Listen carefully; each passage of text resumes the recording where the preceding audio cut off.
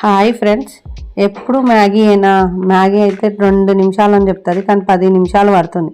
అలా కాకుండా మనకి రాత్రిపూట చేసిన చపాతీని మిగిలిపోతే ఆ మిగిలిపోయిన చపాతీతోటి మ్యాగీ లాగానే చేసుకోవచ్చు. ఇలా ట్రై చేయాలి. కొంచెం కడాయిలో నూనె పోసుకొని ఆనియన్స్ వేసి, క్యాప్సికమ్ వేసి, టమాటా వేసి కలుపుకొని అది కొంచెం మగ్గిన తర్వాత మనం చపాతీని ఇలా డైమండ్ షేప్లో కట్ చేసుకోవాలన్నట్టు. కట్ చేసిన చపాతీలను మనము తాలింపులో వేసుకొని కొద్దిసేపు ఫ్రై అయిన తర్వాత మనము ఉప్పు, కారము, మిరియాల పొడి, జీలకర్ర పొడి, పసుపు వేసుకొని కలుపుకోవాలి.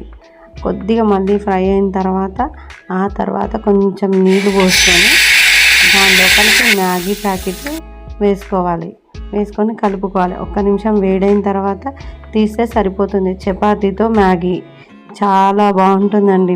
వేడిగా తింటే చాలా బాగుంటుంది. మీరు కూడా ఒకసారి ట్రై చేసి చూడండి. ఇలా మిగిలిపోయిన చపాతీలని ట్రై చేసి చూడండి. ఎప్పుడు మ్యాగీ కాకుండా పిల్లలకి చపాతీ పెడితే బాగుంటుంది కాబట్టి ఇష్టంతో తింటారు. నేను చేసిన ఈ చపాతీతోటి మ్యాగీ మీకు గిట్ట నచ్చితే లైక్ చేయండి, షేర్ చేయండి. థ్యాంక్ యూ ఫ్రెండ్స్, ఈ వీడియో చూసినందుకు.